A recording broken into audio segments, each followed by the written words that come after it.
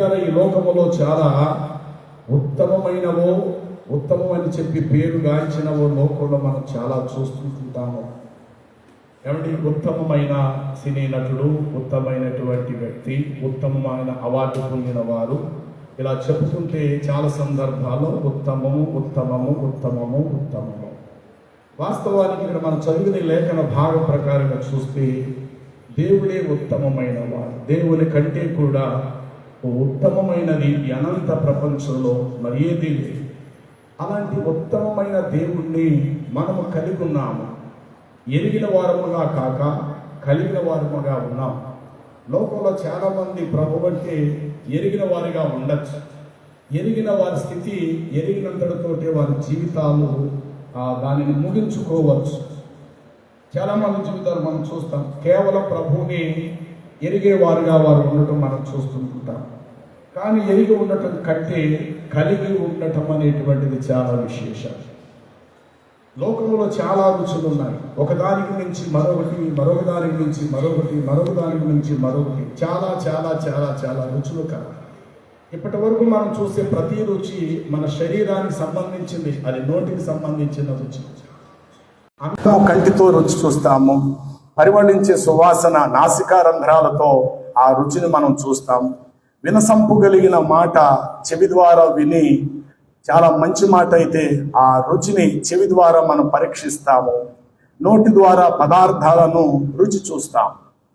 ఇలాగా కన్నులతో చూసేవి, చెవితో వినేవి, నోటితో మాట్లాడేవి, అలాగే నాసికారంధ్రం ముక్కు ద్వారా వాసన చూస్తూ ఆహా ఓహో ఎంత మధురం అని ఇలాగా చెప్పుకునేవి చాలా కలం.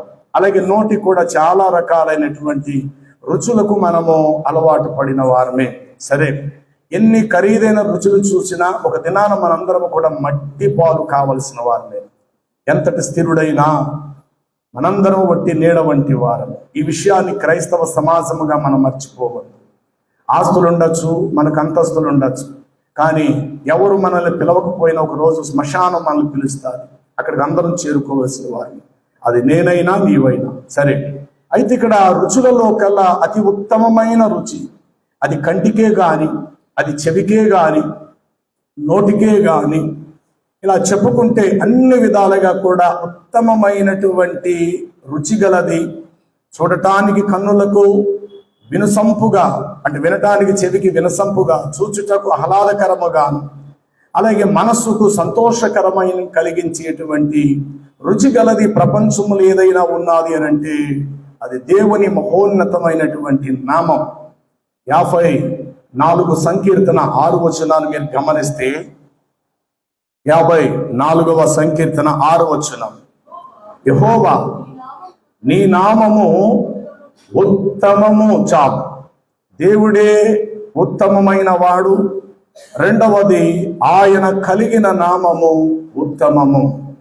ఆ నామమే శరీరధారిగా మన మధ్యకు వచ్చిన రక్షకుడైన ప్రభు. ఇదిగో నేను నా తండ్రి నామమున వచ్చి ఉన్నాను అని ప్రభు క్రీస్తు చెప్పడం జరిగింది. మోషేతో ప్రభు చెప్పాడు, ఇదిగో నా నామము అతనికి ఉంది, నా నామము అతనికి ఉంది అని చెప్పి దేవుడు మోషేతో చెప్పారు. ఆ నామధేయుడైనటువంటి నామము ధరించిన క్రీస్తు లోకానికి వచ్చి నేను నా తండ్రి నామమున వచ్చి ఉన్నాను అంటాడు. ప్రవక్త యెషయా చెప్తాడు, ఇదిగో దూరము నుండి యెహోవా నామము బయలుదేరుచున్నది. చూడండి, యెషయా గ్రంథము 30 అధ్యాయాన్ని మనం గమనిస్తే కనుక ఒక మాట ఇట్లా వ్రాయబడి ఉంటుంది. యెషయా గ్రంథము 27వ వచనాన్ని చదువుదాం. ఇదిగో కోపముతో మండుచు, దట్టముగా లేచు, పొగతో కూడినదై యెహోవా నామము దూరము నుండి వచ్చుచున్నది అనంటూ ఆ నామము ధరించిన వాడు ఆయన పెదవులు ఉగ్రతతో నిండి ఉన్నది, ఆయన నాలుక దహించు అగ్ని జ్వాలల వలె ఉన్నది అని వ్రాయబడినది. అంటే ఆ నామము శరీరధారి అయి కృపాసత్య సంపూర్ణుడుగా ఈ లోకానికి దిగి వచ్చిన ప్రభువైన యేసుక్రీస్తు వారు. చదవబడిన లేఖనములో యెహోవా ఉత్తముడు, 2 ఆయన నామము ఉత్తమమైనది. నామమనగా ప్రభువైన యేసుక్రీస్తు. ఆయన నామము తండ్రి ఎంత ఉత్తముడో ఆయన నామము కూడా అంతే ఉత్తమం. ఏ నామమున మీకు రక్షణ లేదు? ఆకాశము క్రింద ఇయ్యబడిన మనుషులలో ఏ నామము వలన మీకు రక్షణ కలదు? యేసుక్రీస్తు నామముననే మీకు రక్షణ కలుగును. ఇప్పుడు ఆ నామము కలిగిన వారమై ఆ నామముతో సహవాసము స్నేహము చేస్తూ తండ్రి రాజ్యానికి మనం చేరటానికి మనము సిద్ధపడుతుంటున్నాము.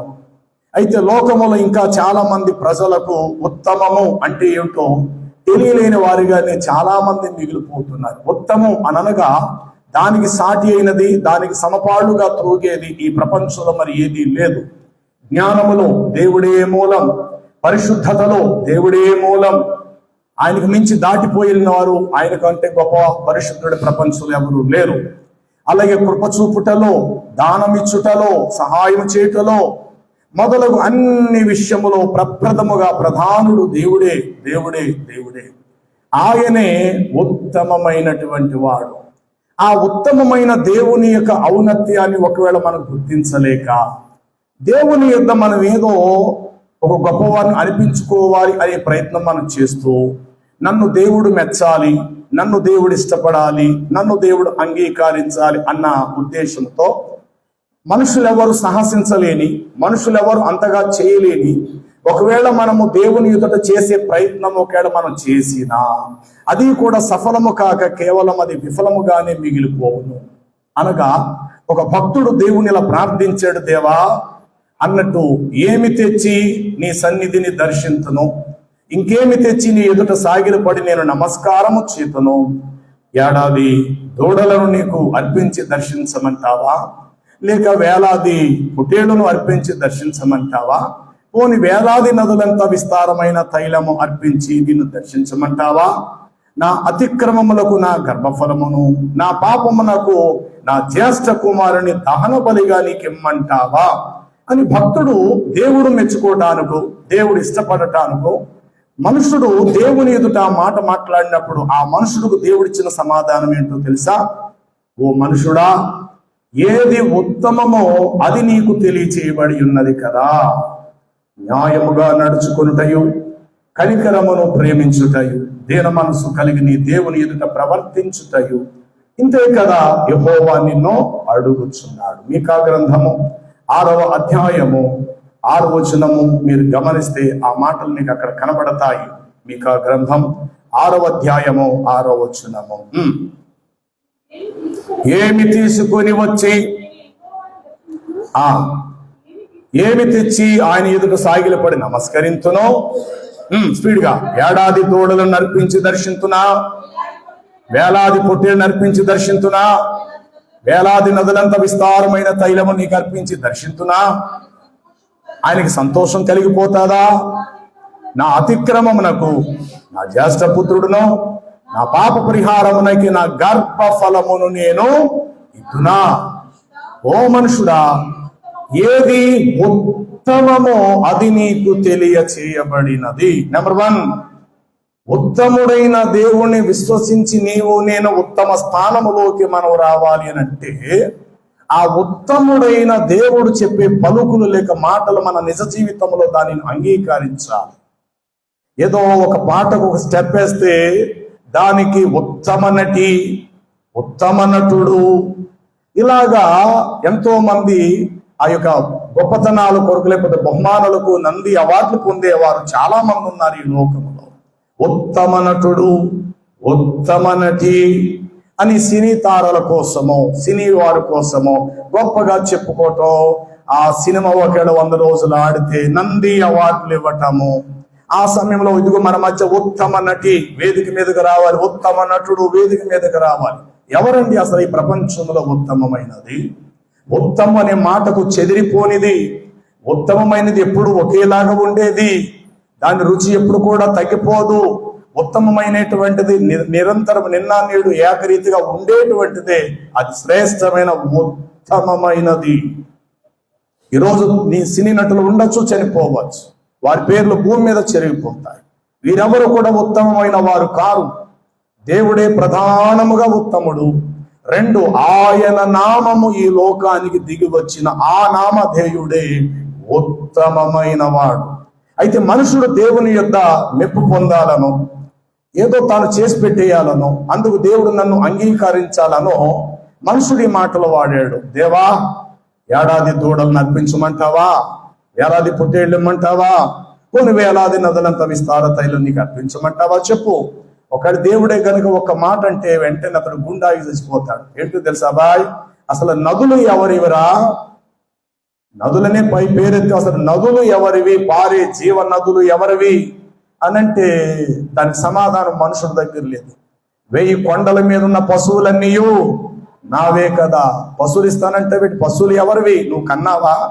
నువ్వు సృష్టించావా? అంటే మనుషుడు మౌనం దాల్చాలి. ఏడాది దూడలను, వేల కొలిది పొట్టేళ్ళని అంటున్నావు. పొట్టేళ్ళు ఎవరివి? లోకం ఎవరిది? దాని పరిపూర్ణత ఎవరిది? సమస్తము నా వశమునయ్యున్నది. కాబట్టి ఏమి ఇచ్చి ఆయనను సంతృప్తి పరచగలుగుతాము? ఏమి తెచ్చి ఆయన ఎదుట సాగిలపడి నమస్కరించి ఆయనకు మొక్కగలుగుతాము? ఒకవేళ మన చేతులు ఒక 10 రూపాయలు తీసుకెళ్లి దానంగా దేవుడికి ఇచ్చిన ఆ 10 రూపాయలు కష్టపడటానికి మన చేతులకు బలాన్ని ఇచ్చిన వాడు ఆయనే. చేతులు 2 చచ్చిపడిపోతే మనం ఏ పని కూడా మనం చేయలేం. ఎవరో వచ్చి మనకు పని చేయాలి. బాత్రూమ్కి తీసుకెళ్ళాలి, స్నానం చేయించాలి, భోజనం పెట్టాలి, ఒంటి మీద బట్టలు మార్చాలి. కారణం మన చేతులకు ఉండవలసిన బలమే చచ్చి పడిపోతే ఎవరో వచ్చి మనకు పని చెయ్యాలి. ఈరోజు కష్టపడి 1 రూపాయి సంపాదిస్తున్నామంటే కన్ను మనం పని చేసే చోటికి దారి చూపిస్తుంది. అందుకు పాదాలు లేక కాళ్ళు పనిచేసే చోటికి మనల్ని నడిపిస్తున్నాయి. అక్కడికి వెళ్ళిన తర్వాత మన చేతులు కష్టపడి రోజంతా పనిచేసి 1 రూపాయి డబ్బులు మనము సంపాదించగలుగుతున్నాం. దీనంతటికి కారణము ఆయన అనుగ్రహించిన దయాకృప, ఆయన మనకిచ్చిన బలమే. బలము నాదని 1 మారు అంటావేమో, అది 2 మార్లు వినబడను. ఐశ్వర్యమును, గొప్పతనమును, బలమును, పరక్కరములు నువ్వు మాకిచ్చిన దానములు అని చెప్పి వ్రాయబడింది. కాబట్టి దేవుడు చెప్తున్న మాట ఏంటంటే, ఏది ఉత్తమమో అది నీకు తెలియదా? ఏది ఉత్తమమో అది ఇంకా నువ్వు గ్రహించలేదా మానవుడా? అసలు ఏది ఉత్తమమో అని అంటే, మొదటిగా న్యాయముగా నడుచుకునుట. 2, బ్రతికినంత కాలం నీ జీవితంలో కనికరమును ప్రేమించుట. 3, ఉత్తమ స్థానముకు నువ్వు కూడా నాకులా ఉండాలి అని అంటే గనుక దీన మనస్సు కలిగి నీవు నీ దేవుని ఎదుట ప్రవర్తించుట. ఇంతే కదా యెహోవా నిన్ను అడుగుచున్నాడు. ఇప్పుడు రండి, దేవుడు ఉత్తమమైన వాడు.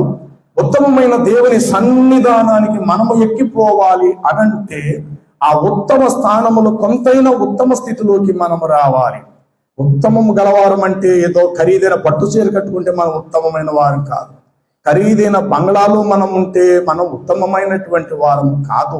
ఖరీదైన ఉద్యోగాన్ని మనం కలిగి ఉంటే మన మీద పెద్ద ఉత్తమమైన వారం ఏం కాదు. ఇతరులకు ఏదో 4 సలహాలు, మంచివేవో 4 సలహాలు చెప్పేసినంత మాత్రాన మనమేమి గొప్ప ఉత్తమమైన వారము కాదు. హాస్పిటల్కి వెళ్తే అక్కడ ఎలాగా డాక్టర్ ఉంటాడు, మనకు వైద్యం చేస్తాడు, అది నిజం. కానీ అక్కడ దాకా వెళ్లకుండా మన వీధిలోనే ఎవరో ఒక అమ్మ వచ్చి మనకు చిన్న చిటక సలహా ఇస్తుంది. ఏంటమ్మా, ఎందుకు మీరు అలా కంగారు పడుతున్నారు? ఏంటి అసలు ఆ పాపకి ఉదయం నుండి కడుపు బెగబెట్టేసిందటమ్మా, అస్సలు ఊపిరి తీసుకోలేకపోతున్నామ్మా అని అంటాం మనం. ఆవిడంటే తప్పుకోండి, ఇదిగో ఇంట్లో జీలకర్ర ఉందా, ఇంట్లో మిరియాలు ఉన్నాయా, కాస్త వేడి నీళ్ళు కాయమ్మా అని సలహా ఇస్తుంది. మనం ఆ పెద్దావిడ మాట విని గబగబా వెంటనే అవి చేస్తాం. మీరేం కంగారు పడకండి, మీరు అలాగే ఉండండి అని చెప్పి అవన్నీ కలిపేసిగో చక్కగా నువ్వు త్రాగేసి 2 అడుగులు అడ్డిటే అని అంటది ఆవిడ. నిజంగానే అలాగే అడుగులు వేస్తుంది. అంతే, ఆ కడుపు నొప్పో బాధనే వారమే. ఇప్పుడు ఎలా ఉందమ్మా అంటుంది ఆ పెద్దవిడి. తగ్గిపోయిందండి మా అమ్మగారు. ఎందుకయ్యా కంగారు పడిపోతారు మీరు అని అంటది. సరే, ఇప్పుడు అలాగన్నంత మాత్రాన నిజంగా ఆపరేషన్ థియేటర్లో నిజంగా సర్జరీ ఆపరేషన్ చేసే డాక్టర్తో ఈవిడ సమానం అందామా? ఒకవేళ అలాగా యాక్సిడెంట్ అయిన వ్యక్తిని ఇప్పుడు ఈవిడ దగ్గర తీసుకొస్తే ఈవిడ చేస్తుందా? అంటే సలహా చెప్పటం, చిటకాలు చిన్న చెప్పనంత మాత్రాన మన వైద్యుడంతటి గొప్పవారం అయితే కాదు. కొంతమంది కోర్టుకు వెళతారు, కానీ త్వరగా ఎలా ముగించుకోవాలో తెలియదు. కొంతమందికి ఈ న్యాయ వ్యవస్థ కొరకు కొన్ని సలహాలు వారి దగ్గర ఉండిగో, మీ లాయర్ని పట్టుకొని మీరు ఇలా మాట్లాడండి, త్వరగా కేసు క్లోజ్ అయిపోతుంది, దానికి మీరు పెద్ద ఊరి అయిపోతారండి అని చెప్పేసి న్యాయమును గుర్చేదో 4 మాటలు చెప్పినంత మాత్రాన ఇతగాడు సుప్రీంకోర్టులో కూర్చున్న జడ్జి గారితో సమానమా అనంటే కానే కాదు. అలాగే పోలీస్ స్టేషన్కి వెళ్ళినప్పుడు ఎలాగ బయటికి త్వరగా వచ్చేయాలి ఏంటి అనేటువంటి అలా అక్కడ ఉన్న పోలీస్ సిబ్బందితో మాట్లాడు. కొత్తగా ఎవరికి తెలియదు, కంగారు పడిపోతారు. ఎవరో ఒక ఆయన వస్తాడు, ఎందుగా సీఏ గారు అన్న ముందు మీరు భయపడతారు, మీ జేబులో ఒక 5,000 ఉన్నాయా, ముందు పెట్టి మాట్లాడతాను, నేను కంగారు పడకండి అంటూ చట్టం కోసం మాట్లాడినంత మాత్రాన, న్యాయం కోసం మాట్లాడినంత మాత్రాన, రోగి యొక్క వైద్యం కోసం మాట్లాడినంత మాత్రాన ఆ ముసలిది డాక్టర్ గారితో సమానం కాదు. న్యాయం కోసం మాట్లాడినంత ఇతడు మేము సుప్రీంకోర్టులో కూర్చున్న జడ్జి గారితో సమానమేమీ కాదు. అలాగనే ఏదో పోలీసు వ్యవహారాలు చేసినంత మాత్రాన ఇతడు ఒక పెద్ద డిఎస్పీ ఆఫీసర్ ఏమీ కూడా కాదు, మనలాంటి మానవులే. అలా మాటకు వస్తే దేవుడు న్యాయకర్త, దేవుడు పరమవైద్యుడు, దేవుడు ఉత్తముడు. అయితే దేవుడు ఎప్పుడు ఒక్కడుగా తానుకు తానుగా ఉండిపోవటానికి ఇష్టము లేనివాడై, మనము కూడా ఆయనంతటి వారమై ఆయనకు వలి ఆయన మహిమలో ఉండుట కొరకు ఆయన అంటున్నాడు, మనుషుడా ఏది ఉత్తమమో అది నీకు తెలియదా.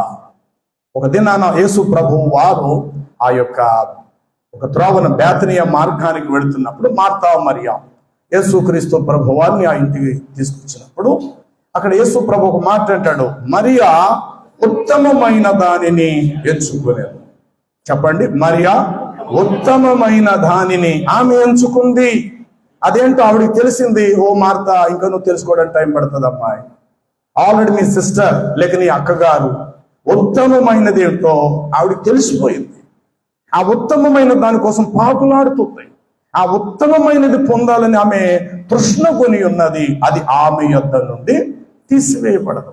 అంటే ఇప్పుడు దేవుడే కాదట ఉత్తముడు, దేవుని స్థానములో మనము కూడా అంతటి ఉత్తమ వారము కావాలి. అందుకు 3 విషయాలు ప్రభు తెలియపరిచాడు. ఎప్పుడు నువ్వు నేను ఉత్తమము గలవారుగా మారుతామంటే, నెంబర్ 1 న్యాయముగా నడుచుకుంట, రెండవది కనికరమును ప్రేమించుట. చూడండి, ఇర్మియా గ్రంథం 22వ అధ్యాయము 3వ వచన భాగాన్ని చూద్దాము. ఇర్మియా గ్రంథం, మీరు నీతి న్యాయములను అనుసరించి నడుచుకొనుడి, దోచుకొనబడిన దానిని బాధ పెట్టు వారి చేతులలో నుండి వారిని విడిపించుడి. Yes, number 1 న్యాయముగా నడుచుకొనుట. అందరికీ న్యాయంగా నడుచుకోవటం ఇష్టం ఉండదు. అందరికీ న్యాయంగా నడుచుకుంటే వారికి కొన్ని కష్టాలు వస్తాయి. యథార్థవాది లోక విరోధి. నిజము మాట్లాడితే వాడికి జీతమే వస్తుంది, నిజముగా పనిచేస్తాయి. ఆ పని చేస్తూ కాస్త వేరే విధంగా కూడా చేస్తే రోజుకి 10,000 రూపాయలు వాడి జేబులో వేసుకోవచ్చు. కానీ అది అది వక్ర మార్గం, అది సరైన దారి కాదు. న్యాయముగా నువ్వు నడుచుకున్నప్పుడు ఆ పూటకి నీ కడుపుకు భోజనమే దొరుకుతాయి. ఇహలోకములో సంపాదించుకోవడానికి అదనంగా మనకేమీ కూడా దొరకదు. అదే జీతముతో నువ్వు నేను తృప్తి పొందాలంటే మన జీవితాలు అంతంత వరకు మాత్రమే. కానీ వేరే దారిలో ప్రయాణము చేస్తే అనుకున్న దానికంటే అదనంగా మనం సంపాదించవచ్చు. కానీ ఈలోగా ఏం జరుగుతుందంటే న్యాయానికి మనం కోల్పోతూ ఉన్నాం. 61 యెషయా గ్రంథములో 8వ వచనములో ప్రభువు అంటాడు, యెహోవా అను నేను న్యాయము చేయుట నాకిష్టం అనే మాట వాడతాడు. చూడండి, యెషయా గ్రంథం 61:8వ వచనము ఏమని రాయబడింది అమ్మా? ఎలయనగా న్యాయము చేయుట యెహోవా నగు, ఎందుకని? ఆయన ఉత్తముడు. కాబట్టి ఉత్తమమైన వారు ఏం చేస్తారంటే న్యాయముగా నడుచుకుంటారు. ప్రియులారా, ప్రభువులోకి రాకక ముందు మన దారులు పలు రకాలుగా ప్రయాణాలు చేసేవై ఉండొచ్చు. ఎవరు దారి వారి సొంతం, ఎవరి మార్గం వారు సొంతంగా ఎన్నుకుని ఏర్పరచుకుని ఆ త్రోవల్లో ఆ మార్గాల్లో వారు నడిచి ఉండొచ్చు. అది ఒకప్పటి స్థితి. కానీ ఏనాడైతే ప్రభువులోనికి వచ్చామో నీ నా దారిలో అడ్డుగేటు వేయబడాలి, నీ నా దారిలో బంధం అక్కడతో ఆగిపోవాలి. దేవుడు చూపించినటువంటి దారిలో ప్రయాణమే చేయాలి. ఆ దారిలో నడిచినప్పుడు పరలోకం నుండి నీకు నెమ్మది ఇస్తుంటాడు ఒక ప్రక్క, కానీ భూమి మీద మాత్రం కొన్ని ప్రతికూలమైన పరిస్థితులు కూడా ఎదురవుతాయి.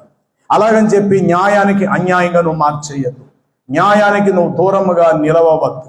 ఒక చోట యెషయా గ్రంథములోనే ఆ యొక్క మాట ఇట్లా రాయబడి ఉంటది, న్యాయమునకు ఆటంకము కలుగుచున్నది, నీతి దూరమున నిలిచినది, సత్యము సంత వీధులలో పడినది, ధర్మము లోపలకు ప్రవేశింపక ఉన్నది. 59 యెషయా గ్రంథం 59:14 వచనము.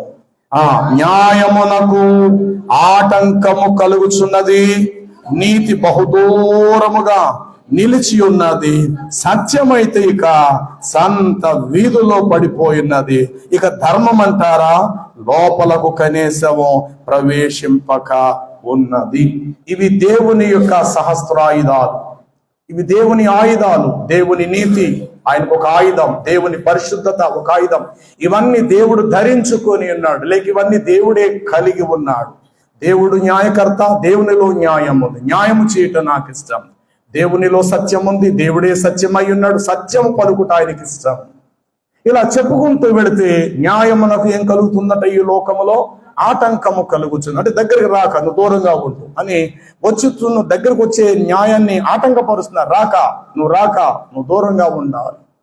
న్యాయమునకు ఈ లోకములో ఆటంకము కలుగుతుంటుంది. ఓకే, లోకములో న్యాయానికి ఆటంకం కలగచ్చేమో, కానీ నీవు నేను ఆటంకపరచవద్దు న్యాయాన్ని.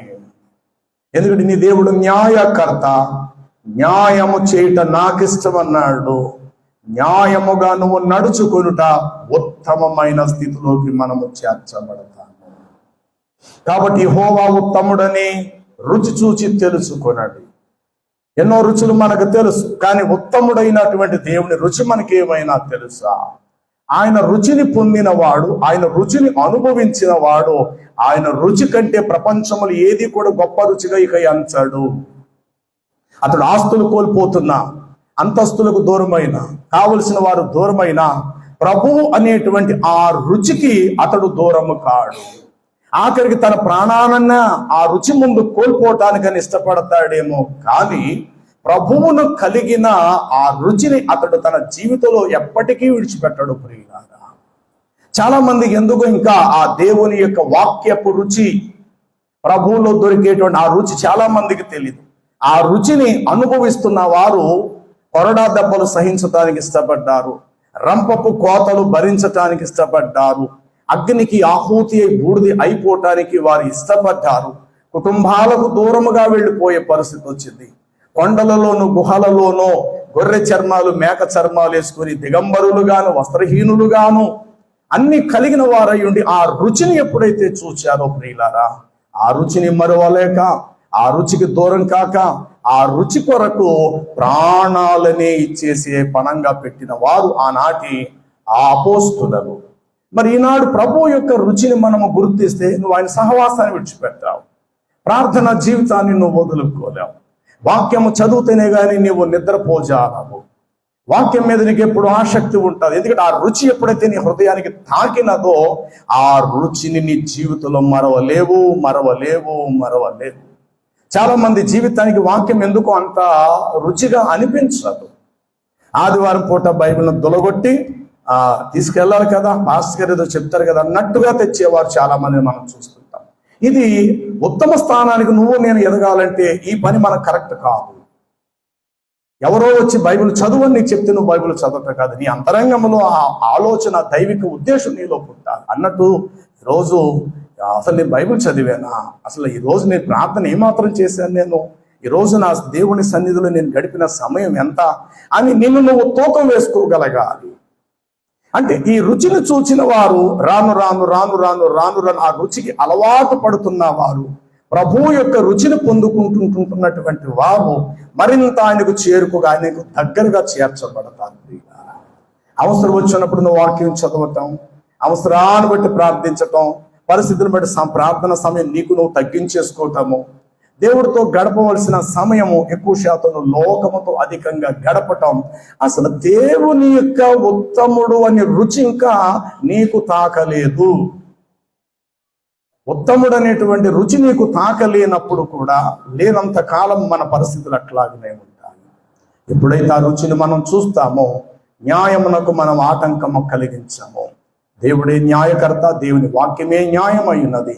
ఆ వాక్యము మన లోపలకు రావటానికి మన ద్వారాలు ఎప్పుడు తెరవబడినవిగా, ఎప్పుడు కూడా తెరుచుకునేటువంటివిగా, వాక్యానికి అనుగుణ్యముగా, వాక్యానికి తగినట్లుగా, వాక్యానికి లోబడినట్లుగా, వాక్యానికి విధేయత చూపుచున్నట్లుగా మన వాక్యము ఎదుట సరి చేసుకోవటానికి, వాక్యము మధ్యలో మన జీవితాన్ని నిలవబెట్టి వాక్యానికి తగినట్లుగా నా జీవితం నడుచుకుంటుందా లేదా, వాక్యానికి తగినట్లుగా నేను ఉంటున్నానా లేదా అనేది ఎప్పటికప్పుడు నిన్ను నువ్వు అంచనా వేసుకోగలుగుతావు.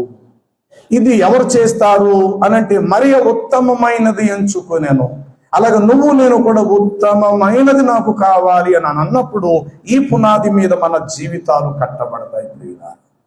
కాబట్టి నెంబర్ 1 న్యాయముగా నడుచుకొనుట, రెండవది కనికరమును ప్రేమించుట, 3 దీన మనసు కలిగి నీ దేవుని ఎదుట ప్రవర్తించుట. జెఫన్యా గ్రంథం 3వ అధ్యాయం 5వ వచనం చూడండి. చిన్న ప్రవక్తల గ్రంథాలలో కనబడుతుందన్నమాట. జెఫన్యా గ్రంథము 3వ అధ్యాయము 5వ వచనము. అయితే న్యాయమును తీర్చు యెహోవా, ఆయన ఆ యెరూషలేము సియోను పట్టణము మధ్య ఆయన ఉన్నాడు. ఎవరైనా న్యాయము తీర్చు యెహోవా. అదే దేవుడు చెప్పాడు, అబ్బాయి ఉత్తమం అంటే ఏంటో నీకు ఇంకా తెలియదురా నాన్న. అసలు ఉత్తమం అనేటువంటిది ఏమిటంటే న్యాయముగా నడుచుకుంటా. పౌలు రోమిలకు రాసిన పత్రిక 12వ అధ్యాయములో ఆయన అంటాడు, ఉత్తమమును అనుకూలమును సంపూర్ణమునై ఉన్న దైవ చిత్తమేదో మీరు తెలుసుకుని మీ మనసులు మారి నూతనమగునట్లుగా మీరు రూపాంతరమును చెందుడి అంటాడు. అక్కడ మొదటిగా ఏం చెప్పాడు ఆయన? మీరు ఈ లోక మర్యాదను అనుసరింపక, చెప్పాలి ఏంటండి? ఉత్తమము ఉత్తమము ఉత్తమము అంటే అక్కడ రోమా పత్రికలు కూడా ఆ ఉత్తమము కోసం రాయబడినది. యేసయ్య మరియ మార్తా ఇంటికాడ కూడా ఉత్తమమనే మాటను ప్రభు అక్కడ వాడటం మనం చూస్తుంటున్నాము. మీకా గ్రంథంలో కూడా చదువుకున్న, ఓ మనుషుడా ఏది ఉత్తమమో నీకు తెలియదా అని అక్కడ మీకా ప్రవక్త ద్వారా తెలియపరిచాడు. కీర్తనలో చెప్పబడినది, యెహోవా ఉత్తముడని రుచి చూచి తెలుసుకొని. ఇప్పుడు దేవుడు ఒక్కడే ఉత్తముడుగా ఉండటం ఆయనకు సంతోషము కాదు. ఆయనకు వలె అనేకులమైన మనము కూడా ఆ ఉత్తమము యొక్క పునాది మీద మన జీవితాలు కట్టబడాలి. అలాంటి ఉత్తమ స్థానానికి రావాలి అంటే నంది అవార్డు పొందిన వాడు ఉత్తముడు కాడు. 4 స్టెప్స్ వేసినంత మాత్రం ఆమె ఉత్తమమైన సినీ నటురాలు ఆవిడ కాదు గాక. ఎవరు ఉత్తమమైన వారు? పరిశుద్ధత కలిగిన వారు ఉత్తమమైన వారు, పాపమునకు దూరముగా ఉన్నవారు ఉత్తమమైన వారు, తన చేతి వచ్చే లంచాన్ని స్వలాభాన్ని అపేక్షించువాడుగా కాక కలిగిన దానితో తృప్తిపరచబడినటువంటి వాడు ఉత్తమమైన వాడు. ఎంతైనా అవసరత ఉండొచ్చు, కానీ ఆ అవసరత బయట చెప్పుకునేవారుగా కాక, ఎంతైనా గుండె నిండా అవసరాలు చాలా ఉంటాయి మన మనసు నిండా, అవసరాలు వెళ్ళగరక్కేవారుగా కాక కలిగిన దాంతో తృప్తిపరచబడతాము. తినాలని ఆశ చాలా ఉంటుంది, కానీ ఏది దొరికినా తినాలని కోరుకుంటుంది. కానీ ఇక్కడ రుచితో కూడా పని లేదు. అసలు కావలసిన ఆహారం కూడా దొరకని సందర్భంలో కూడా కేవలం కడుపుకు వట్టి నీళ్లతో నింపుకొని నోటి నిండా చిరునవ్వు కలిగి ఉండటం. ఎవరైనా వచ్చి భోజనం చేశారా? ఇప్పుడేనండి భోజనం అయిపోయింది, ఇప్పుడే భోజనం అయిపోయిందండి. అమ్మ ఏమిటమ్మా ఇవాళ వంటలో అని ఎవరు అడుగుతారు కావాల్సిన వాళ్ళు. ఇవాళ వంటలు అంటే మా పలానా ఉదయాన్నే మా వారు మార్కెట్కి వెళ్ళి కానీ నిజంగా కడుపు కూడలేదు, పిల్లలకు కూడా నువ్వు భోజనం పెట్టాల. కారణం ఏంటంటే ఏదో ఆర్థిక పరిస్థితి. భర్తకు అనారోగ్యం వచ్చి 4 రోజులు మంచం పట్టేశాడు, పనికి వెళ్ళలేకపోయాడు. కడుపుకు ఆహారం రావాల్సిన దానికి బదులు కడుపు కొట్టి నీళ్లతోనే మీరు అడ్జస్ట్ అయిపోయారు. కానీ ఎవరో వచ్చి నోరారా అడిగారు, అమ్మా వంటలు అయిపోయినాయా, భోజనాలు చేశారా అన్నట్టు వాళ్ళు ఏంటమ్మా అని అన్నప్పుడు ఎక్కడదండి భోజనం, 4 రోజులు బట్టి మా ఆయన పనికి వెళ్తలేదు, 4 రోజులు బట్టి మీ నీళ్లు తాగుతూ కడుపు నింపు, ఆ మాటలు మనం వల్లించవద్దు. ఒక దైవ బిడ్డగా నువ్వు నమ్మిన నీ దేవుడిని అన్యజనుల మధ్య అవమానపరచుకున్నట్లు, నీ దేవుడిని తక్కువగా అక్కడ చేయకుండానట్లు, ఇవాళ మా ఇంట్లో భోజనం పలానా అమ్మ అయిపోయిందమ్మా, అయిపోయింది, మీరు బాగున్నారా, మీరు ఆ భోజనాలు అయిపోయినా సరే తెలియ ఉంటానమ్మా అని వెంటనే అక్కడ కట్ చేసుకుని పక్కొచ్చేయాలి. అధిక మించి ఎక్కువగా కూడా నువ్వు వారితో నువ్వు మాట్లాడాలి. అలా మాట్లాడితే లోపల దాచబడిన ప్రతిదీ బయటకు వచ్చేస్తారు. అలాంటి సందర్భంలో 2 క్షణాలు ఉంటాను సిస్టర్, మంచిది ఉంటానమ్మా, నేను వెళ్తాను, అదేంటి మాట్లాడుతున్నాను కదంటే, లేదమ్మా నాకు వేరే పని వెళ్తానే, వెంటనే కట్ చేసేసుకో. అంటే కడుపు కాకలు ఉన్న నోటులో మాత్రం ఆ చిరునవ్వు మాత్రం నువ్వు కలిగి ఉండాలి. దీనివల్ల ఏమిటి అని అంటే నీ దేవుణ్ణి తక్కువగా అంచనా అవతల వాళ్ళు వేయకున్నట్టు. అది కూడా దేవుణ్ణి నమ్మిందట 4 రోజులు కూడా కూడలేదట, అదిగో దేవుడు నమ్మిందట 4 రోజులు కూడా అలా ఆయన మంచం ఎక్కేసాడట జబ్బు చేత. ఏం దేవుడు ఏం లోకమో, ఇదిగో మాకైతే నా బోర్డు మందు ఉన్నారు, మాకు ఎప్పుడూ ఒక పూట లోట్లేదే అని అనేవాడు నీకు ఎదురవుతారు. అలాంటి వారి దగ్గర ఎందుకంటే ప్రభు చెప్పాడు, నా నిమిత్తం మీకు శ్రమలు వస్తాయి, నిందలు వస్తాయి, అవమానాలు వస్తాయి, ఆకలి దప్పికలు. ఆయన అన్నాడు కదా, ఆకలి దప్పికల మీరు ధన్యులు, మీరు తృప్తిపరచబడతారు అన్నాడు. ఇవన్నీ జీవితంలో ఎదురవుతాయి. అందుకని కడుపులో ఆకలున్న నీళ్లు త్రాగేసి నోటి నిండా చిరునవ్వును పంచుకోగల ఇది ఉత్తమమైన బిడ్డలో వ్యవహరించే దైవిక తీరు. అలాంటి పునాది మీదకు నువ్వు రావాలి. అలాంటి స్థితి మీద నువ్వు వచ్చినప్పుడే నువ్వు కూడా ఒక ఉత్తమమైన స్థాయికి నువ్వు నేను ఎదుగుతున్నావు అని తద్వారా మనకు రుజువు కాగలుగుతాను. తొట్టెలో నిజంగా ఏమీ లేదు, కుండలో కూడా నూనె లేదు. కానీ దైవజనుడు వెళ్ళాడు సారెపతు వేదవరాలింటికి. ఆమె నిజమే మాట్లాడి నా అబద్ధం ఏం చెప్పలయ్యా, తొట్టెలో పట్టాడు పిండయు, గుడ్డెలో కొంచెం నూనె. నేను నా కుమారుడు చావక ముందు కట్టెలు ఏరుకున్నా, నీళ్లు చేదుకున్నా, ఇదిగో రొట్టె కాల్చుకొని తినడానికి ఇంటికి వస్తున్నాను అని చెప్పింది. ఆయన అంటాడు, సరే గాని నువ్వు వేసుకున్న దాంట్లో మొదటిది నాకిమ్ము, ఆ మొదటిది నాకిమ్ము. ఆవిడంటే ఇదేటయ్యా, వచ్చేది ఒక రొట్టె అయితే అందులో మళ్ళీ నీకు మొదటిది అన్న మాట అనలేదు ఇవిడి. అరే ఎన్నిసార్లు చెప్పేది ఆయన మాత్రమే ఇమ్మంటున్నాడు. సరే నిన్నటి రోజుతోటి నా ఇంట్లో భోజనం అయిపోయింది అనుకుంటా, పిండి అదేదో ఈయనకే పెట్టేద్దాం. ఆ మాట చెప్పి ఆవిడ ఏం చేసింది అని అంటే, దైవజనుడి ఇంటికి తీసుకెళ్ళి ఆ వండిన ఒకే ఒక చిన్న అప్పము అది తెచ్చి ఆయన చేతిలో పెట్టి, ఆయన తినేలా అప్పటికి ఇంకా దానిని రొట్టెని ఇంకా విరవక మునిపే ఒక మాట చెప్పాడు, అమ్మా నీవు లోపలకు వెళ్ళి నీకునో నీ కుమారుడుకు కావలసిన అప్పములను భుజించండి. అరే ఉన్నది పెద్ద మనిషికి ఇచ్చేసింది కదా, ఇంకెక్కడది లోపల అని కూడా అవిశ్వాసురాలుగా వ్యవహరించాలా? చెప్పిన వాడు దైవజనుడు, చెప్పిన మాట దేవుని వాక్కు. విశ్వసించింది, లోపలికి వెళ్ళింది. ఆ యొక్క ఉన్న తొట్టె ఒక అంగుళం కూడా ముందుకు గాని వెనక్కి గాని జరగల. ఉన్న చోటే తొట్టి అట్లా ఉంది. ఉట్టుకు కట్టినటువంటి నూనె కుండ అట్లాగనే ఉన్నది. తీరా లోపలికి వెళ్ళి చూసేసరికి కుండలో నూనె పొంగి ప్రవహిస్తూ ఉన్నది. నా గిన్నె నిండి పొర్లుచుందన్న ఆ స్థితి కనబడినది. తొట్టెలో పిండి విస్తారముగా ఊరినది. అప్పుడు దైవజనుడు అంటాడు, కరువు 3.5 సంవత్సరాలు ఇంకా వర్షం భూమి మీద పడదు, పంట చేతికి రాదు. ఈ 3.5 సంవత్సరాలు నీ స్వజనులు, నీ బంధువులు, నీ భర్త తరపు వారు, నీ ఇంటి వారు ఎవరెవరున్న వారందరూ తెచ్చి నీ ఇంట్లోనే పెట్టుకో. ఎందుకంటే తొట్టి ఇక్కడే ఉంది కాబట్టి ఇక్కడే పిండి ఊరుతుంది. ఈ తొట్టిని ఇంకో చోట తీసుకెళ్ళకూడదు. కాబట్టి నీ బంధువులందరినీ తెచ్చి నీ ఇంట్లో పెట్టుకోమని అన్నప్పుడు ఆ విధవరాలు 3.5 సంవత్సరాలు ఆమెయు ఆమె ఇంటి వారందరూ కడుపు నిండా ఆహారము భుజించిరి. ఇదండి దేవుని బిడ్డలలో ఉండవలసినటువంటి ఉత్తమమైనటువంటి విషయం. దినవృత్తాంతముల గ్రంథము ఇక 2వ గ్రంథములో 30వ అధ్యాయము 10వ వచనములో ఒక మాట ఇట్లా వ్రాయబడి ఉంటుంది. 31:10 వచనము. యెహోవా మందిరమునకు చెప్పాలి, యెహోవా మందిరమునకు జనులు కానుకలను అర్పణముగా అర్పించిన నాటి నుండి మేము సమృద్ధిగా భోజనము చేయుచున్నాను, చాలా మిగులుచున్నది. మంచి మాట. సమృద్ధిగా మేము తిన్నంత మాత్రాన ఆ పూటతో తొట్ల పిండి అయిపోలా, ఆ బుడ్డిలో నూనె ఆ పూటతో అయిపోలేదు. కానీ మేము సమృద్ధిగా తినినను. కొంచెమా చాలా? 5 రొట్టెలు 2 చిన్న చేపలు ప్రభు చేతికి ఇవ్వబడ్డాయి.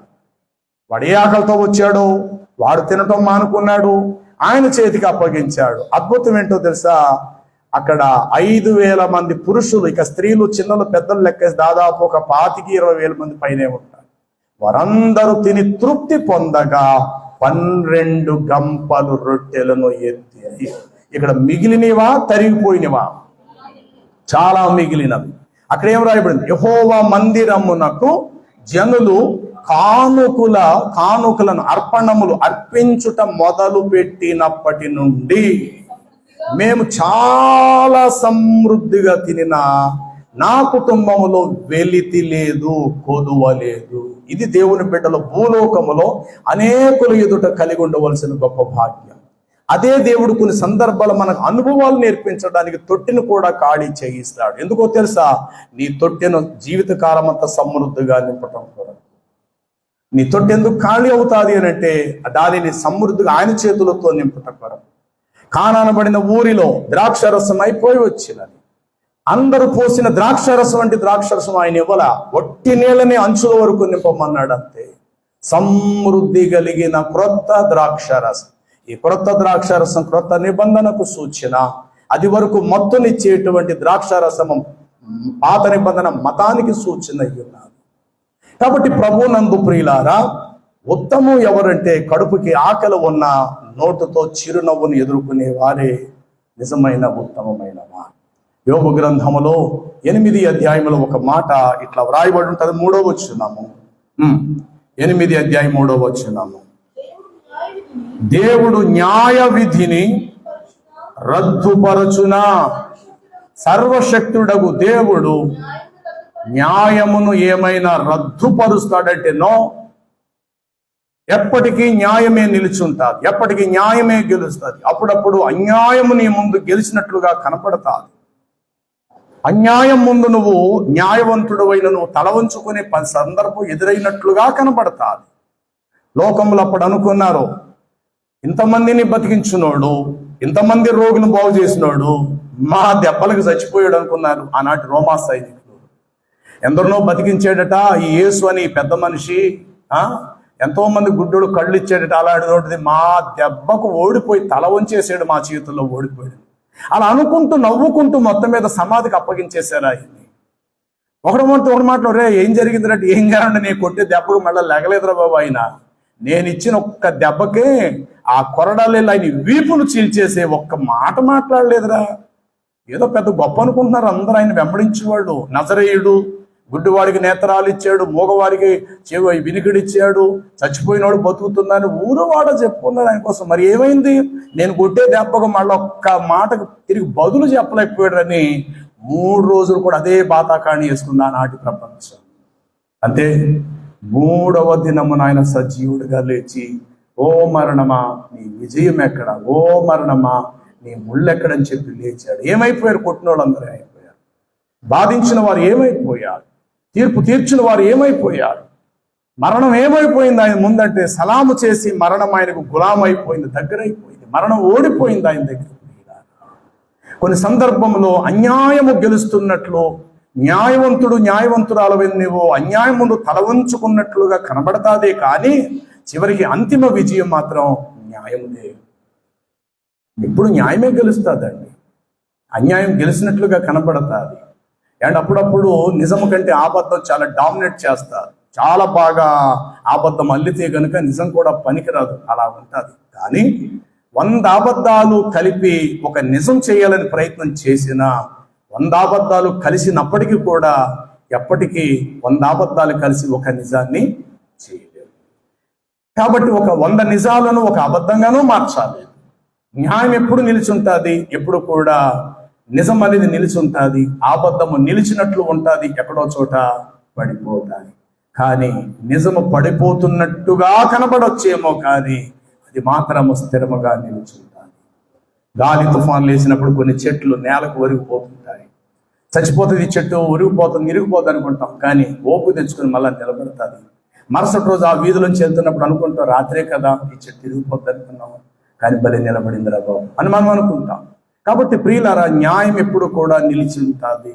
న్యాయకర్త అయిన దేవుడు న్యాయమును ఏం చేయడటండి? రద్దుపరిచేసేటువంటి దేవుడు కాడు. అలాంటి న్యాయమును నీవు అనుసరించుట ఉత్తమమైన దానిని పొందుకుని స్థానములను ఉండబోతున్నావని తద్వారా నీకు రుజువు. 2వ మాట మీకు తెలియపరుస్తున్నాను, కనికరమును ప్రేమించుట. దేవుడెవరు? 4వ అధ్యాయం 31 ద్వితీయోపదేశ కాండములో చూస్తే, నీ దేవుడని యెహోవా కనికరము గల దేవుడు, ఆయన నీ చెయ్యి విడువడని చెప్పి ద్వితీయోపదేశ కాండము 4వ అధ్యాయము 31వ వచనములో ఆ మాటని కన్నా, నీ దేవుడైన యెహోవా కనికరము కలిగిన దేవుడు. చాలు. కాబట్టి దేవుడు చెప్పిన మాటల్లో 2వ మాట ఏంటి?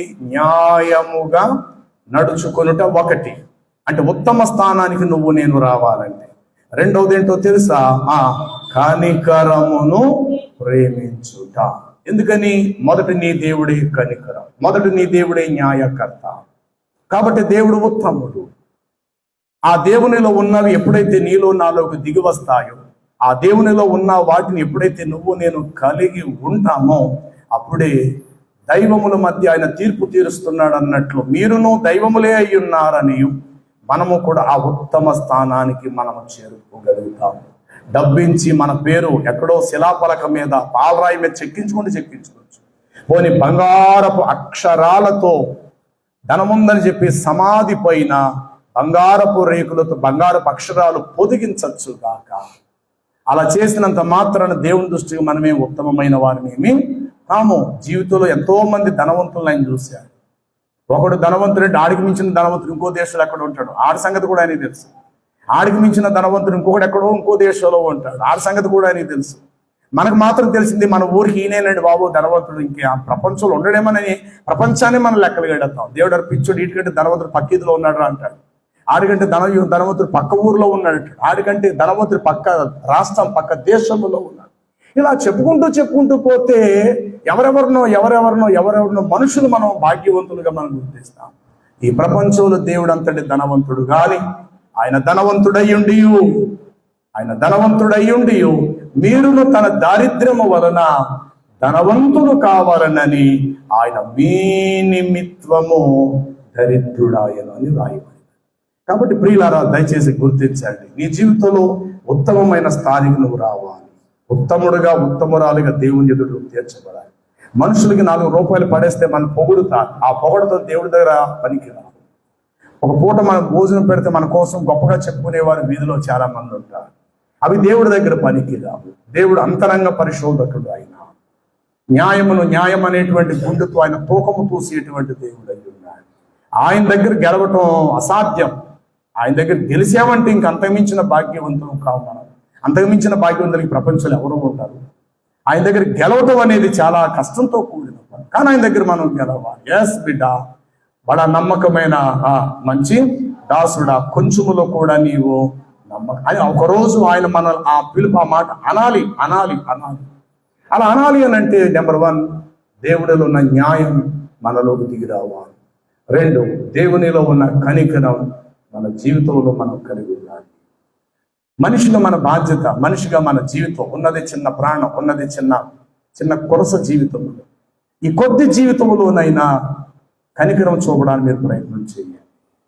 చచ్చిపోయిన తర్వాత ఒకళ్ళు చేద్దామని ప్రయత్నం చేసినా అక్కడ ఏ ప్రయోజనం లేదు. నీవు పో చోట ఉపాయమైనను ఏ పని అయినను పాతాళములో నీకు ఇక దొరకదని రాయబడింది. ఏదైనా నువ్వు చేయగలిగితే నువ్వైనా నేనైనా బ్రతికుండగానే చెయ్యాలి. బ్రతికుండగానే మనము దోహదపడాలి. చనిపోయిన తర్వాత అయ్యో నేను ఇలా అనుకోలేదే, ఒకసారి భూలోకాన్ని మళ్ళీ ఈ పనులన్నీ చేసి వచ్చేస్తానంటే అప్పటికి ఇంక అవకాశము మనకు కుదరదు. కాబట్టి ఉన్నదే ఒక జీవితం, అది కూడా ఒక పురస జీవితం, చిన్న జీవితం. మరో క్షణం ఏం జరుగుతుందో మనకు తెలియలేనంతటి బలహీనులు మనం. కాబట్టి నీకు ఇవ్వబడిన అవకాశం అంతటిలో న్యాయము తప్పిపోకుండా, న్యాయముగా నడుచుకుంటూ, న్యాయముగా మాట్లాడుట, న్యాయ వ్యవహారాలలో పాల్గొందుట, అది నీ జీవితంలో ఒక భాగ్యం అయ్యింది. న్యాయముగా నడుచుకో. 2, నీ దేవుడు కనికరము గలవాడు కాబట్టి ఆ కనికరము నీలో ఉండటం నువ్వు చూడాలి.